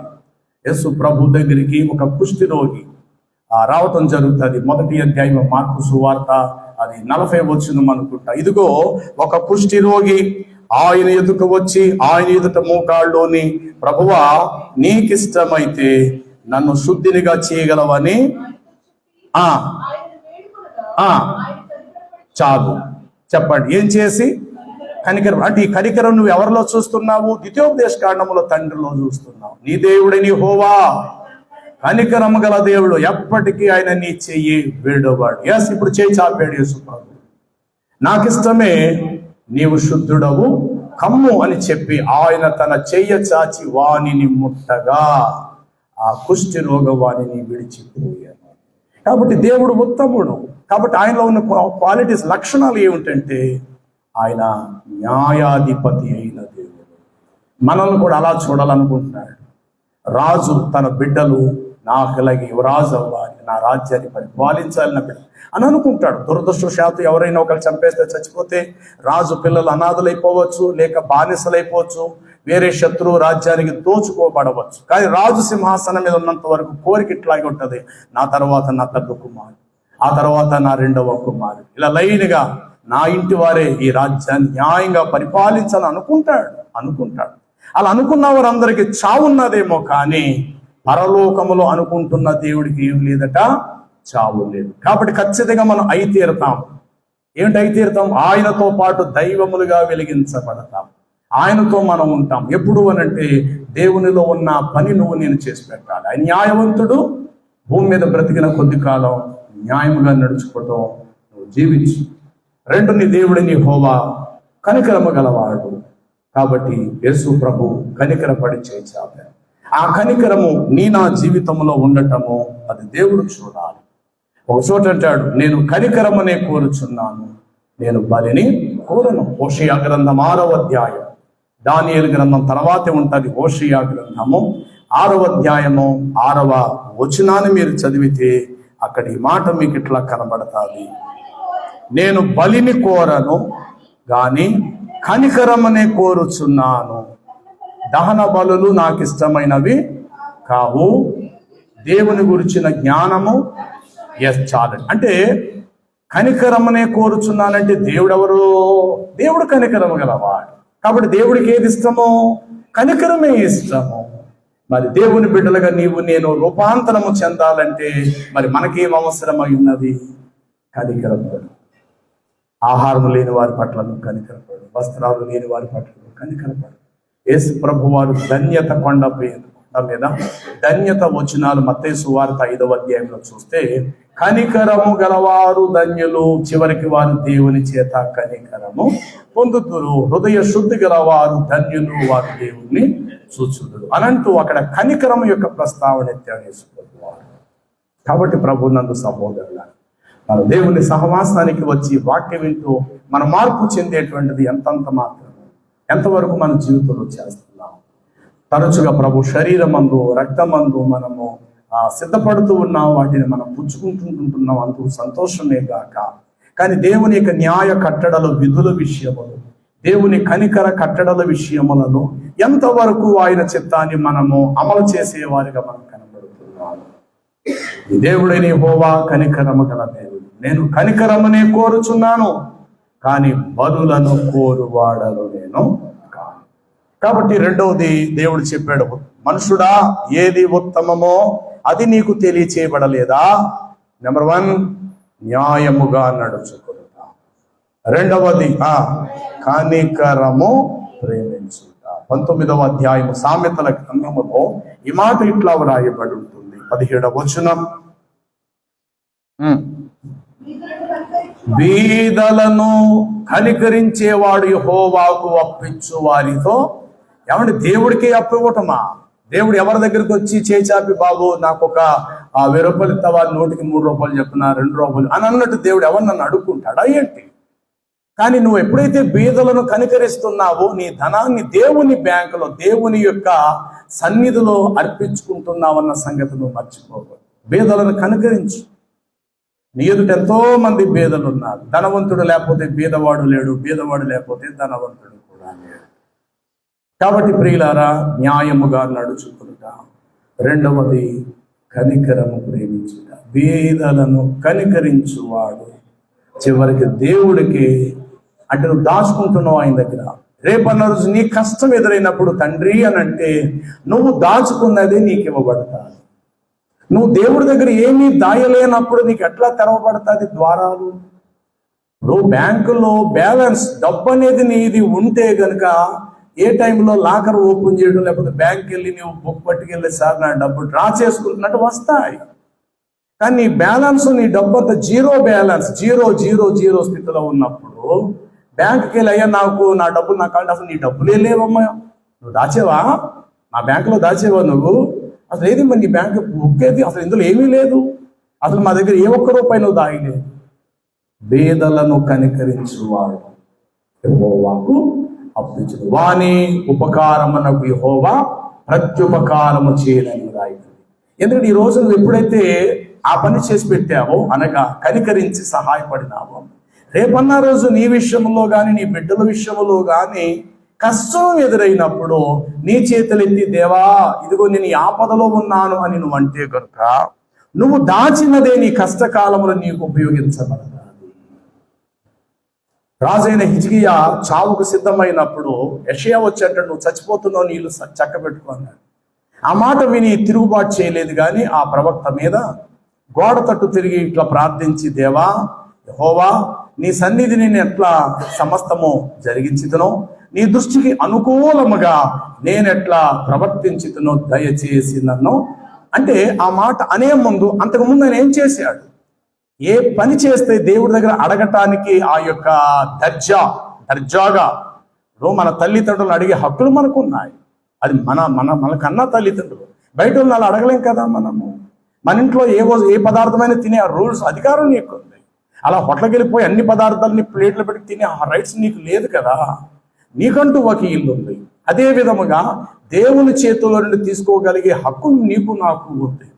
ఎప్పుడు అడగటాన్ని నువ్వు సరిపోతావు, చేయమని చెప్పటాన్ని నువ్వు ఎప్పుడు సరిపోతావు అంటే మొదట నువ్వు ఏదైనా చేసి ఉంటే కనుక, నువ్వేదైనా దేవుడి దగ్గర చేసి చెంది ఉంటే కనుక ఇప్పుడు నువ్వు చేసినదే నీ కష్టకాలంలో తిరిగి దేవుడు నీకు ధారాళంగా దయచేస్తాడు. ఇప్పుడు నువ్వేమీ చేయలేనిది, ఇప్పుడు విత్తలేని చోట నాకు పంట కావాలంటే ఎట్లా వస్తుంది? నీ ఖాళీ స్థలం వైపు ప్రతిరోజు చూస్తున్నా, ఏంటమ్మా ఎప్పుడు వెళ్ళి అక్కడే నిలబడి చూస్తుంటే ఇక్కడ మామిడి చెట్టు రావాలనుకుంటున్నాను, ఇక్కడ నుండి మామిడి పండ్లు కాయాలని అనుకుంటున్నానంటే, అమ్మ మరి మీరు ఎప్పుడైనా ఇక్కడ విత్తనం విత్తారంటే, అబ్బాయి ఏం విత్తలేదు, కాకపోతే స్థలం అంతా నాదే కదా, మామిడి చెట్టు వస్తుందని నేను ఎదురు చూస్తున్నాడు. ఎందుకు వస్తుంది? నువ్వేమైనా భూమి గొయ్య తీసి అందులో మామిడి విత్తనం వేసి ఎరువేసి నీరు పోసి ఏమైనా నువ్వు చేయగలిగితే కనుక అది మొలకెత్తి చిగురై అంకురమై చెట్టు మహావృక్షంగా మారచ్చు. కొంతకాలాన్ని అసలు నువ్వు విత్తిందేది, గొయ్య తీసిందేది, ఎరువేసిందేది, నీరు పోసిందేది? నా ఎకరం భూమిలో ఈ పక్కన తాడి చెట్లు కావాలనుకుంటున్నాను, ఈ పక్కనే మామిడి చెట్లు రావాలి, ఈ పక్కన సపోటా చెట్లు రావాలను, ఈ పక్కన సీతాఫలాలు కావాలంటే ఎట్లా వచ్చేస్తాయి? నువ్వేమైనా పెట్టుబడి పెట్టావా? నువ్వేనా విత్తావా? విత్తకుండా ఫలం ఎట్లా ఆశిస్తావు? అలాగే మన కష్టకాలంలో దేవుని వైపు చేతులెత్తి దేవుని అడగటానికైనా, ఆయన చేతుల్లో నుండి మనం పొందుకోవటానికైనా ముందు మునుపు మనం ఏదైనా చేసి ఉండాలి. దానినే దేవుడు చెప్పాడు, కనికరమును ప్రేమించు, న్యాయముగా నడుచుకొనుటయు కనికరమును ప్రేమించు. కనికరం అంటే ఎక్కడ? బీదలను కనికరించువాడు యెహోవాకు అర్పించు. కనికరము గలవారు ధన్యులు, వారు కనికరమును పొందుతారు. అంటే నువ్వు కనికరంగా ఉంటే సరిగ్గా అదే నీకు వస్తుంది. నువ్వు ఏది విత్తేవో అదే ఫలం పొందుతావు. కనికరించావు కాబట్టి ఒకరోజు నువ్వు కూడా కనికరింపబడతావు. నువ్వు కనికరించలేనిది నన్ను కరుణించుమో ప్రభువా, నన్ను కనికరించు ప్రభు అంటే ఎట్లా కుదురుతుంది? అందుకు దేవుడు చెప్పినాడు, ఉత్తమమైన జీవితం మీకు కావాలంటే బిడ్డలారా నా మాటలు, నా ఉపదేశం మీరు అంగీకరించండి. మీకు తెలిసిన రీతిలో మీరు చదువుకుంటూ వెళ్ళిపోవటం కాదు, కానీ అదిగో నా సేవకుని యొద్దలిగిన సహవాసం మీకు దొరుకు వాక్య ప్రకారంగా నడుచుకోగలిగితే కనుక మీ జీవితాలు సాఫల్యం. కాబట్టి దేవుడు కనికరము గలవాడు. కాబట్టి నీ దేవుడి కనికరము గలవాడు. ఆయన ఎన్నడూ నీ చెయ్యి విడిచిపెట్టాడు. 6వ అధ్యాయం లూకాసు శుభవార్తను మనం గమనిస్తే 36వ వచనములో ఇట్లా వ్రాయబడి ఉంటుంది. కాబట్టి నీ తండ్రి సాక్షాత్తు ఎవరంటే కనికరము గలవాడు కనుకన మీరును కనికరము గలవారై ఉండండి. అక్కడ మీకా భక్తుడు ద్వారా దేవుడు చెప్పిన సందేశం ఇదే. నెంబర్ 1 న్యాయముగా నడుచుకునుటయు, రెండవది కనికరము ప్రేమించుట. అంటే దేవుడి న్యాయకర్త కాబట్టి భూలోకములో న్యాయమునకు అంతరాయం కలగకుండా న్యాయమును కాపాడే పని, న్యాయమును బ్రతికించే పని నీ చేతుల్లో ఉంది. న్యాయముగా నడుచు. నీ జీతము కొంచెమైన దాంతో తృప్తి పొందు. అన్యాయపు దారిలోకి నువ్వు వెళ్ళవద్దు. అన్యాయముగా గొప్ప అచ్చుబడి సంపాదించుకుంటే నీతితో కూడినది కొంచెమే బహు శ్రేష్టమని రాయబడి. ఈనాడు చాలా మంది జీవితాలు అంటే ఎక్కడండి న్యాయం, ఊరుకు చెప్పారు కానీ ఎప్పుడో న్యాయం అంతరించిపోయింది సార్. ఏమంటే ఈ రోజుల్లో న్యాయంగా బతకాలంటే న్యాయానికి కూడలేదండి. నో, ఆ మాట అనద్దు. న్యాయం ఎప్పుడు బ్రతికే ఉంది. న్యాయం చిగురిస్తూనే ఉన్నది. న్యాయముగా నడుచుకున్నప్పుడు ఎప్పటికీ ఆకలి దప్పగలుగుతున్నారు. కానీ సమాజం అంటది ఊరుకోండి మీరు చెప్పారు కానీ న్యాయంగా నడుచుకున్నవాడికి కూడలేదండి. ఈ రోజుల్లో న్యాయంగా నడుచుకుంటే ఏమొస్తుందండి? ఏమొస్తుంది చెప్పండి? అది వాడు చూడండి ఏం చేస్తాడు, అలా చేసాడు. ఈరోజు కోటీశ్వరుడు పెట్టాడు సార్. అది ఆ ఊళ్ళో ఆ రాష్ట్రంలో ఏం జరిగి తెలుసండి, పలానా ఆయన ఎలా చేశాడు, పేపర్లో పడింది మొన్నే. ఈరోజు కుబేరుడు అయిపోయాడు సార్. ఎవరెవరినో వెతుకుతుంటారు. అరే అబ్బాయి అన్నీ వద్దురా. వాడు ఎలాగయ్యాడు, వీడు ముఖ్యమంత్రి అయిపోయాడు, వాడు ప్రధానమంత్రి అయిపోయాడు, వాడు అందరి దగ్గర దోచుకున్నాడు, అందరి పొలాలు దోచుకున్నాడు, ఈరోజు యజమానుడు అయిపోయాడు, మహారాజు. అవన్నీ పక్కన పెట్టండి రా బాబు. ఒకరోజు ఆడు కూడా చచ్చిపోతాడు రా. ఒకరోజు ఆడు కూడా అదే భూమిలో 6 అడుగుల స్థలంలో కప్పెట్టబడతారు. ఎందుకు అక్కడ దాకా వెళ్ళిపోతారు? మీరు న్యాయముగా నడుచుకో. న్యాయముగా నడుచుకున్న వారిని అన్నడు కూడా అయినా ఆకలి తిననీయుడు ప్రియులారా. అలాగని చెప్పి నీకు కావాల్సిన రుచులైతే పెట్టడేమో కానీ కడుపుకు మాత్రం అన్నం పెట్టి నీ ఆకలి తీరుస్తాడు ఆయన. దేవుని బిడ్డలుగా మనం కోరుకునేది మన కడుపుకున్న ఆకలి తీర్చమని కోరటమే ప్రధాన లక్ష్యం. కానీ రుచులు ఎప్పుడు కూడా దేవుడి దగ్గర, నాకు ఇప్పుడే హైదరాబాద్లో దంపీస్ బిర్యానీ నాకు కావాలి, ఆ మాటలు మనం ఆ షరతులు దేవుడి దగ్గర పెట్టారు. ఇవా 2 రోజులు బట్టి నా కుటుంబం ఆకలితో ఉన్న బిడ్డలు, మా కడుపు నింపు ప్రభు అన్ను అడుగు అంతే. అందులో నీ కడుపు నింపడానికి ఏ పదార్థం పంపిస్తాడో దాన్ని ఆశించాలంతే, అదే నువ్వు కోరుకోవాలా. ప్రభు అంటాడు, ఏలియా కేరేతు వాగు దగ్గరకు పోయి అక్కడ ఉండి నీళ్లు త్రాగంతే, నువ్వేం చెప్పగా నీళ్ళు తాగు. నీకు ఏ ఫుడ్ పెట్టాలో, ఏది పంపించాలో, ఎవరి చేత పంపించాలో అది నాకు తెలుసు. అదంతా అరణ్యం, ఒక మనిషి వెళ్ళడం దారి కూడా లేదు అక్కడ, మృగాలు తప్ప మరి ఏమి లేదు. కానీ దేవుడి మాటకు లోబడ్డాడు ఏలియా. ఎవరి చేతి పంపిస్తాడబ్బా? క్యారేజ్ 3 గిన్నెల క్యారేజ్ వస్తుంది, నా దగ్గరికి 4 గిన్నెల క్యారేజ్ ఎవరు తెస్తారా బాబు ప్రతిరోజు అనుకున్నాడు. దేవుడు కాకోలమునకు ఆజ్ఞాపించి ఉదయమును సాయంత్రమును కాకుల చేత రొట్టెయును మాంసమును ఏలియా యొద్దకు ఆహారములు పంపించాను. ఆకలి కొన్నాడు ఆయన. ఏమన్నా ఆయన ఏం పెడతాడో దానిని మహాభాగ్యంగా ఎంచుకో. దేవుడి దగ్గర రుచులు ఎప్పుడు కూడా పెట్టబాక. కష్టపడిన తల్లిదండ్రులకు కష్టము యొక్క విలువ తెలియలేనటువంటి పిల్లలకు చాలా వ్యత్యాసం ఉంటుంది. ఒకవేళ ఉదయం రాత్రి మిగిలిపోయిన పదార్థాన్ని ఉదయం తల్లి ఒక పెడితే కనుక రాత్రి తిన్నాం కదా మళ్ళీ ఇది పెడతావేటి తీసి మా వద్దు అనే మాట చెప్పి దానిని తృణీకరిస్తారు. ఆకలి యొక్క విలువను వారు గుర్తించారు. పిల్లలతో ఎవరి నాయన అలా కాదురా, ఏం పాడైపోలేదురా, బాగుంది నేను తింటున్నా, నువ్వు తింటావులే, నువ్వు తిను మాకు అక్కర్లేదు. దయచేసి ఆ మాట అనద్దు. ఇప్పుడు బాగుంటే బాగుండొచ్చేమో కానీ మీరు భవిష్యత్తులో మీరు ఆఖరికి కొదువైపోతారు. ఆ రోజు కనీసం అదైనా దొరికితే మహాభాగ్యం అంటారు, అది కూడా దొరకనివ్వకూడదు. అందుకనే తినే పదార్థములో ఒక్కటి కూడా గింజ కింద పారేయవద్దు. గతసారి మీకు చెప్పాను నేను, భోజనం తిన్నప్పుడే ప్రార్థన చేయటం మనకు తెలుసు. భోజనం అయిపోయిన తర్వాత కంచం పట్టుకొని, ప్రభువా తినేంత వరకు నన్ను బ్రతికించావు, తినటానికి నా ద్వారం నోరు తెరిచావు, సిద్ధపరిచిన ఆహారాన్ని కడుపు నిండా తినగలిగానని రెండోసారి కృతజ్ఞత చెల్లించేవారు ఉండరని, అది నేను మొన్న మా యొక్క ఛత్తీస్గఢ్ వెళ్ళినప్పుడు అక్కడ నేను చూసి నేర్చుకున్నాను. అది నేను ఈరోజు పాటిస్తున్నాను. అందుకే జ్ఞాపకం వచ్చింది మరలా మీకు చెప్తున్నా. అంటే తొలి మెతుకు నువ్వు వృధా చేయొద్దు, ఆఖరి మెతుకు నువ్వు వృధా చేయొద్దు. ఆ పూటకి నీకు దొరికింది మహాభాగ్యంగా ఎంచుకో. కొన్ని సందర్భాల్లో తండ్రి కష్టాన్ని గుర్తించలేని పిల్లలు, తల్లి శ్రమను గుర్తించలేనటువంటి పిల్లలు, అంటే యెహోవాను ఎరగని తరము ఒకటి వచ్చెను అన్నట్టుగానే చాలా మంది జీవితాల్లో కష్టము, ఆకలి, బాధ అనేటువంటి తరము గుర్తించక ఆ పిల్లంటే ఇదిగో నాకు ఈ కూర వద్దని చెప్పాను, అసలు ఈ కూర అంటే నాకు ఇష్టం ఉండదని చెప్పాను, ఎందుకంటే తీసే నాకేం అక్కర్లే, బయటపోయి తింటాలే. అలాంటి వారికి భవిష్యత్తులో ఆ దొరికే భోజనం కూడా దొరకదు. నీకు ఏది పెట్టాలో దేవుడికి తెలుసు, దేంతో నీ కడుపు నింపాలో కూడా దేవుడు తెలుసు. నీ దగ్గరకు వచ్చిందని మహాభాగ్యంగా నువ్వు ఎంచుకో. అంతే అంతే, నువ్వు నేను చేయగలిగేది అదే పని. వచ్చింది మహాభాగ్యంగా ఎంచుకో. ఎప్పటికీ కూడా నిన్ను ఆకలి గురనీయడు.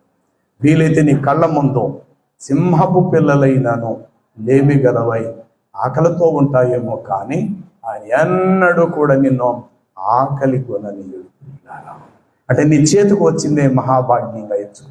నీ తల్లి కష్టపడి, నీ తండ్రి కష్టపడి ఏదైతే నీ కళ్ళ ముందు పెట్టారో దాన్ని చూసి కృతజ్ఞతలు చెల్లించు. ప్రభువా ఇది తినాలనే ఈ దినాన్ని మీరు నిర్ణయించినట్టున్నారు, ఇది మాత్రమే నా దగ్గరికి రావాలని మీరు అనుకున్నట్టున్నారు.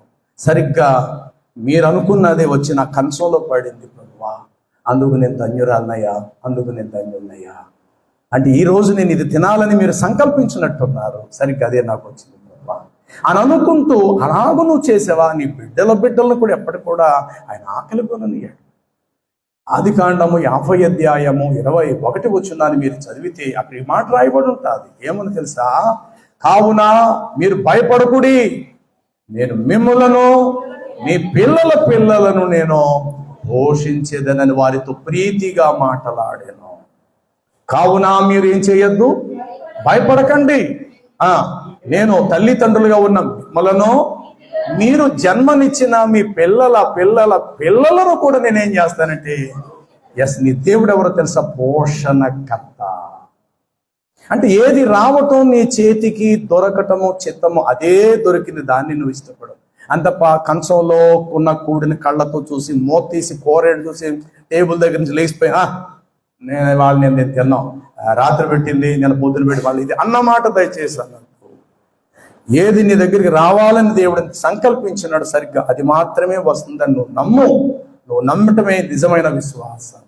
అంతే తప్ప నోటి దగ్గరకు వచ్చిన కూడిని నువ్వు పక్కన చెదరగొట్టడం, నాకు ఇది వద్దు, నేను బయటకు పోయి హోటల్కి వెళ్ళి నేను తింటే నాకు 200 ఇచ్చే అని ఆ మాట అనటము భవిష్యత్తులో నీకంటూ పిల్లలు పుట్టినప్పుడు ఆ పిల్లలు ఏడుస్తారు. ఎందుకంటే ఆ రోజు నువ్వు పెట్టడం నీ చేతుల్లో కూడా ఏమీ ఉండదు. ఎందుకంటే నీ తల్లిదండ్రుల దగ్గర నువ్వు తృణీకరించావు, నీ పిల్లల దగ్గర ఖచ్చితంగా నువ్వు తృణీకరించబడతావు. ఇది వాస్తవం. ఏది విత్తుతావో ఆ పంటే నువ్వు కోస్తావు. ఆ పూట నీకు గంజడమే దొరికిందా సంతోషించు. కారం మెతుకులే దొరికాయా మహాభాగ్యంగా ఎంచుకో. నిన్నటి కూర వేడి చేసేసి కొంచెం పాస్ వస్తుంది అయినా సరే వేడి చేసేసుకొని ఒకళ్ళు తినే పరిస్థితే వచ్చిందా మహాభాగ్యంగా ఎంచుకో. దయచేసి నీ బిడ్డల కరువు కాలములో దేవుడు మిమ్మల్ని కుటుంబాన్ని పోషిస్తాడు. కాబట్టి ప్రియులారా, నీ దేవుడిని యెహోవా కనికరము గలవాడు, మీరు కనికరము పొందండి. ఎందుకంటే మీ తండ్రి కనికరము గలవాడై ఉన్న ప్రకారమును మీరును సమస్త విషయములు ఎలా ఉండండి. అప్పుడు ఏం చేసిన వారంటే ఉత్తమమైన స్థాయికి మీరు చేరుకుంటున్నారు. మూడో మాట ఏంటి? దీన మనస్సు కలిగి మీరు మీ దేవుని ఎదుట ప్రవర్తించండి. ఇర్మియా గ్రంథం 44వ అధ్యాయాన్ని మీరు గమనిస్తే 10వ వచనములు ఈ మాట ఇట్లా రాయబడింది: వారు చాలా కాలము దీన మనస్సును ధరింపకుండిరి అని. నేటి వరకును వారు దీన మనస్సును కనీసము ధరించకయే ఉన్నారు. ఏం ధరించలేదేటండి ఆనాటి ఇశ్రాయేలీలు? దీన మనస్సు లేదు. మోషే మిక్కిలి దీనుడు. యేసు ప్రభు వారు నా ఇల్లంతటిలో నమ్మకమైన వాడిని మోషే కోసం చెప్తూ భూలోకం అంతటిలో అతడు మిక్కిలి సాత్వికుడు. యేసు ప్రభు చెప్పారు, నేను సాత్వికుడను, దీన మనస్సు గలవాడను. వారు నేటి వరకును ఏం ధరించలేదటండి? మరి ఏం ధరించారండి? పట్టు వస్త్రాలు ధరించారేమో, బహుశా ఖరీదైన దుస్తులు ధరించుకున్నారేమో, ఖరీదైనటువంటి వజ్ర వైడూర్యాలు, బంగారం, ఇంకేమేమైతే ఉన్నాయో అవన్నీ ధరించుకున్నారేమో. అసలు ధరించుకోవాల్సింది అది ధరించుకోలేదు ఇశ్రాయేలీయులు. కాబట్టి ఆ ఇర్మియా 44:10 చెప్పారు ఏమని? వారు నేటి వరకును. మీకాతో దేవుడు ఏం చెప్పాడు? దేవుడు ఉత్తముడు. కాబట్టి ఉత్తమమైనది ఏదో నీకు తెలియదా? నెంబర్ 1 న్యాయముగా నడుచుకో. 2 కనికరాన్ని ప్రేమించు. 3 వచ్చి దీన మనస్సు కలిగి నీవు నీ దేవుని ఎదుట ప్రవర్తించుతా. ఇది చేయండి. అప్పుడు మనం ఏ స్థాయికి చేరుకుంటాం తెలుసా? ఉత్తమమైన స్థాయికి మనం చేర్చబడతాం. వచ్చి ఉత్తమమైన వ్యక్తిమైన అవార్డు నీకు ఇవ్వడానికి అంత గొప్పేమి కాదు కాక, డబ్బులుంటే మన కోసం జేజేలు పలికేవారు భూమి మీద చాలా మంది రెడీగా ఉంటారు. అది గొప్పతనం. దేవుని దృష్టిలో మనము గణపరచబడాలి. కాబట్టి నీ దేవుడైన యెహోవా కనికరము గలవాడు. 16వ అధ్యాయం సామెతల గ్రంథము 19వ వచనాన్ని మనం గమనిస్తే ఇట్లా వ్రాయబడి ఉంటుంది. 16వ అధ్యాయము 19. సరిగ్గా చదవండి స్పీడ్గా. గర్విష్ఠులతో దోపుడు సొమ్ము పంచుకొనుట కంటే, చెప్పండి, ఏ మనస్సు కలిగి? దీన మనస్సు కలిగి దీనులతో ఒక పూట పొత్తు చేయుట నీకు మేలు. సరే, లేదు వాడితో పాటు లేదని నువ్వు అనుకుంటే, దీనులతో పొత్తు చేయుట, ఆ పూటకు తిండి లేకపోవటం మంచిదే, మంచిది. దీనులతో నువ్వు ఉండు. కాబట్టి గొప్ప అచ్చుబడి కంటే యథార్థంతో కూడినది కొంచెమే బహుశ్రేష్టము అంటాడు మరో చోట. కాబట్టి దీనులతో దీన మనస్సు కలిగి దీనులతో పొత్తు చేయుట నేను. కాబట్టి నీ దేవుడైన యెహోవా కనికరము గల దేవుడు, అలాగుననే నీ దేవుడు న్యాయమైన దేవుడు, ఆయన దీన మనస్సు గలవాడు. 3వ విషయానికి వచ్చేసరికి ఆయన దీనత్వము గలవాడు. వారు నేటికి దీనత్వము ధరించలేదు. కాబట్టి వాక్యం వింటున్నటువంటి మన జీవితాల్లో ప్రియులారా, ప్రభు కోరుకున్న ఆ స్థానానికి మనము చేరుతున్నామా లేదా అనేది ఆత్మ పరిశీలన చేసుకోవాలి. ఎందుకంటే మరణం మన వెనకాతలే దాపరించు, ఏ క్షణాన్ని వస్తుందో తెలియదు. అది వచ్చేలోగా దేవుడు కోరుకున్న ఆ అభిప్రాయం కలిగిన ఆ స్థాయికి మనం చేరుకోవాలి. ఇది దేవుని యొక్క దృఢ సంకల్పం. నశించిపోవటం ఆయనకి ఇష్టం కాదు. ఆయన రాజ్యం మనకు మనం తేబడాలి, మనం చేర్చబడాలి. అది దేవుని సంకల్పం. అలా ఉండాలి అని అంటే న్యాయముగా నడుచుకో, కనికరం ప్రేమించు. 66 యెషయా గ్రంథములో ఒక మాట ఇట్లా కనబడతాది. 2వ వచనము, ఎవడు దీనుడై నలిగిన హృదయము గలవాడై నా మాట విని వణుకుచూ ఉంటాడో వారిని నేనేం చేస్తానంటే దృష్టి ఉంచుతాను. అంటే ఎవరి మీద పడితే వారి మీద కాదు దేవుని దృష్టి. అంటే ప్రత్యేకంగా ఆయన కను దృష్టి నీ మీద నా మీద ఉండాలి అని అంటే ఎవడు దీనుడై, దీనత్వాన్ని ధరించు. మాటకు ఎదురు సమాధానం చెప్పబాకండి. అది కష్టమైన ఆ మాటను నెరవేర్చడానికి మిమ్మల్ని మీరు తగ్గించుకోండి. మాటకు ఎదురు సమాధానం ఎప్పుడు, అది తల్లిదండ్రులకైనా, నువ్వు పనిచేసే యజమానుడి దగ్గరైనా పనిచేయక. ఒరే పని చేసావా, అయిపోయింది సార్ ఇంటికి వెళ్ళిపోతున్నాను, ఆగరా, ఇదిగో ఈ 4 మట్టి మూటలు తీసుకెళ్ళి అక్కడ పెట్టే. అయ్యా ఇప్పుడే కాళ్ళు చేతులు కడిగేసుకున్నాను అయ్యా, మళ్ళా కడుక్కుంది కానీ లేరా, అడ్డుగా ఉన్నాయి, మొన్న చెప్తాను అనుకున్నా మర్చిపోయాను, ఇవి తీసుకెళ్ళి దొడ్లో పెట్టేసిరా అంటే, అయ్యా టైము 6 అయింది కదా పిల్లలు, ఒరే నీ చెప్తున్నది నేను రా, తీసుకెళ్ళి పెట్టరా అని ఎలాగన్నంత వరకు అంటే, అలా కాదయ్యా మా ఆవిడ టయానికి రా, ఒరే బాబు వెళ్ళిపోరా, ఇగో నీ జీతం పట్టుకు వెళ్ళిపో ఇచ్చేస్తాడు ఆయన. ఉదయాన్న ఒక షాక్ తగులుతుంది. ఏడు తెలుసా, ఒక పనోడు వెళ్ళి, రే షావుకర్ గారి వాళ్ళు నిన్ను పనికి అవద్దన్నాడు రా, ఇవాళ పని తక్కువగా ఉందట, అక్కడ ఉన్న వాళ్ళతో చేంజ్ చేసుకుంటాడట, నువ్వు ఆగిపోరా. ఇదేట నేను రెడీ అయిపోయాను, మా ఆవిడ క్యారేజ్ కూడా వండేసింది తీసుకొచ్చేద్దాన్ని, ఏమో యజమానుడు చెప్పాడు నేను రావద్దన్నాడు, మేము చేసేసుకుంటాం పని. 2వ రోజు కూడా అదే మాట, 3వ రోజు అదే మాట. ఒకరోజు భార్య భర్త ఇద్దరు వెళ్ళారు ఆ పని కోసం. అయ్యా అదే పని 4 రోజులు బట్టి రావట్లేదు. పని అక్కర్లేదురా, నువ్వు మనవాళ్ళతో పని సరిపెట్టేస్తున్నాను, వేరే పని వెతుక్కోరా. ఎక్కడ దగ్గర వెళ్ళిపోయింది ఈ విషయము? యజమానుడే చెప్పాడు కానీ ఎదురు సమాధానం చెప్పద్దు. మరి ఈ 4 మూటలు తీసి ఇలా పక్కన పెట్టడానికి పెద్ద నష్టం ఏంటి? 2సారి చేతులు కడుక్కో, తప్పేమిటి? మట్టి మోసావు.